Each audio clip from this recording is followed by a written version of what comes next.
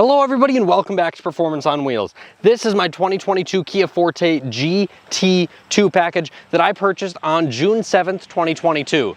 It is currently September 2nd, 2022, and I am selling it tomorrow morning. Yep, I just took my last drive in my 2022 Kia Forte GT, and I am already selling it after 3 months of ownership. Why, may you ask? Well, that is exactly what I'm planning to get into in today's video.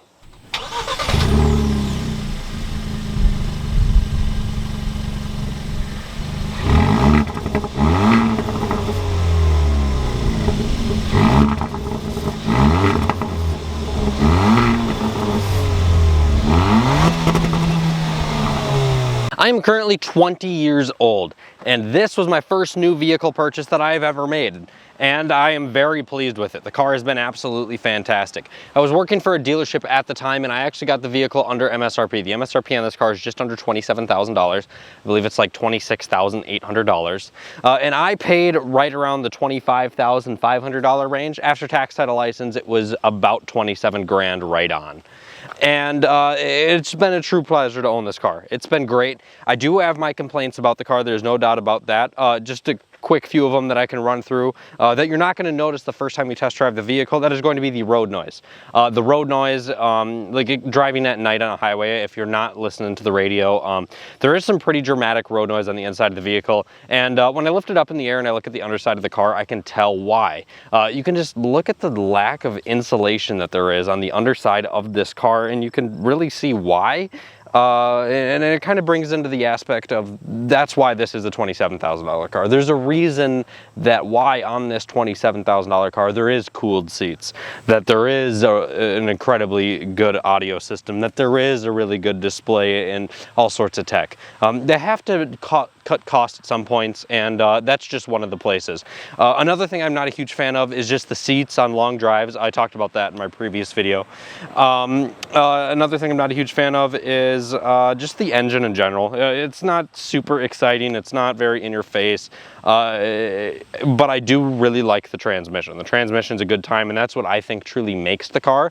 The transmission mixed with the technology and just the looks is what I think truly sold me on the car. It is a really great package that they have going here, especially at the price point that it's at. But for those reasons, I wouldn't sell this car. I would totally keep it. I do think it's great, but here's the reason that I am selling it. So like I said, at the time I was working at the dealership, and of course works have benefits, correct? One of the benefits that I had working at the dealership I was at is every month they would pay $300 in my monthly payment. I put a specific amount of money down on this car so it would set up to basically cost me nothing. However, after working at that company for a very short period of time, I ended up deciding that's not something that I wanted to do with my life, and I talked about moving up. I was looking for ways to move forward inside of the company, and unfortunately it just didn't work out, and I decided to move forward with a different company. So then I lost my benefit, the whole reason I got the car. I was going to get free equity every month in this car, basically under my name. So it was like, hey, why wouldn't I take a free car, right? Other than putting some money down, of course. Not only that, but I'm 20 years old, and the insurance. Insurance costed me almost $3,000 this year, and it's just too much. That was a ridiculous amount of money for insurance. For example, I actually ended up making a hail claim on my Cadillac CTS-V, and I put pretty much all of the hail claim money straight into insurance for this. So I ended up not getting the hail fixed. I'll probably get it fixed at some point. It's not that big of a deal. But I just, now that I don't have a job where I'm getting the equity from this car under my name, I've decided I don't need to own it. I can own a car for under $10,000. It makes me just as happy. So I'm currently looking at like a 4.6 Mustang. I'm currently looking at a C4 or C5 Corvette, C4 in good shape, a C5 not in the greatest shape, and maybe something that's just a bit more fun, a Firebird, something LS power, just because I'm super familiar with that power plant and I'm confident working on them, and it's something that I could share with you guys and have fun making some videos on. So there's nothing that I don't like at all about the Forte GT.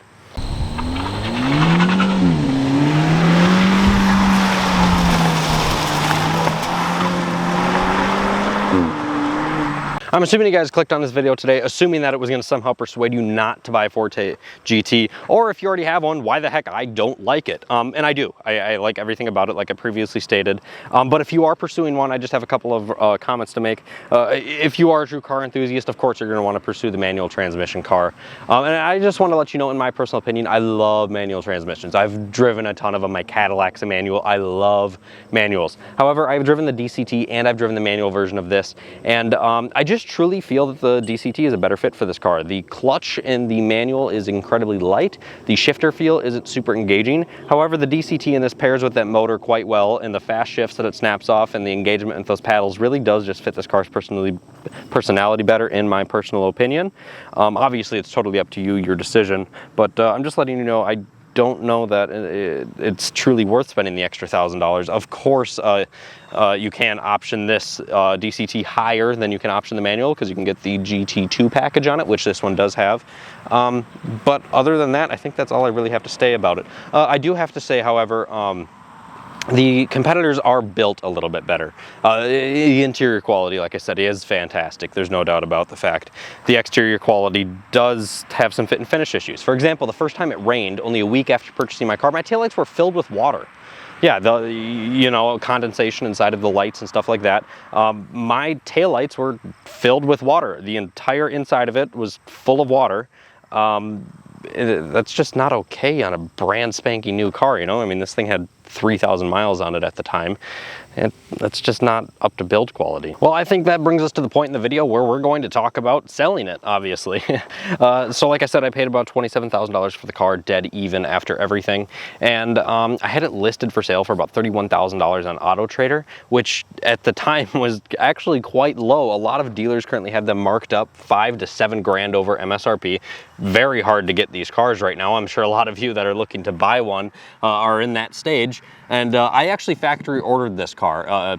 I was planning on it taking 3 months or so, and it actually came in 3 weeks. It was already built, and they just allocated it to my dealership, and there I was. If it would have came in 3 months, I never would have had this car, but I am very glad that I had the opportunity to own it. It's just something that I can't financially decide to move forward with right now. I want something cheaper. There's no doubt about the fact. So I ended up continuing to lower the price because I wasn't getting a ton of interest. It was a used car, and on how these Kias work is it has the 10-year, 100,000-mile powertrain warranty, but as soon as you sell it private party, it drops down to a 5-year, I believe it's 60,000-mile warranty. Comment down below if I am incorrect on that, but I do believe that I am accurate. So it's you have a very hard time selling it to somebody private party, because of course the warranty is uncut in half. So I kept having this one company reach out to me that I've never heard of before, that apparently is absolutely massive. They're actually out of Texas. The name of the company is called Texas Auto Value. I guess we're gonna see if they're legit tomorrow, but they have a representative here, and then they're going to be flying somebody in. And that person, apparently, they're going to give me an equity check, pay off the loan, they'll take the lien release, I'll get the remaining equity amount that I have in the car, and then they're going to have somebody drive it back. So I just don't understand exactly how their business practice works, because they're buying this car for $27,000. So they are paying over MSRP for this car. They have to have at least $1 grand into transporting it back home, I would think. So that means they're now 28 grand into this car. They're not a Kia or Hyundai dealership, so they're not going to be able to certify pre-own this car.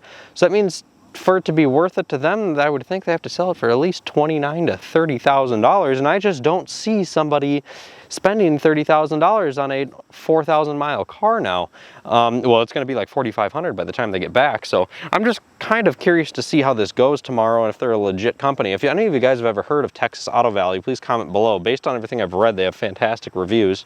They're meeting me at my local bank, so I guess we'll see how it goes. I do also just want to apologize for the random push of Forte videos this week. I was trying to crank them out because it was kind of last minute that I was selling the car. It was just winter's approaching very rapidly. I'm gonna need something for winter, and I don't want to sell this thing midwinter because I don't want to drive my CTS-V in the winter.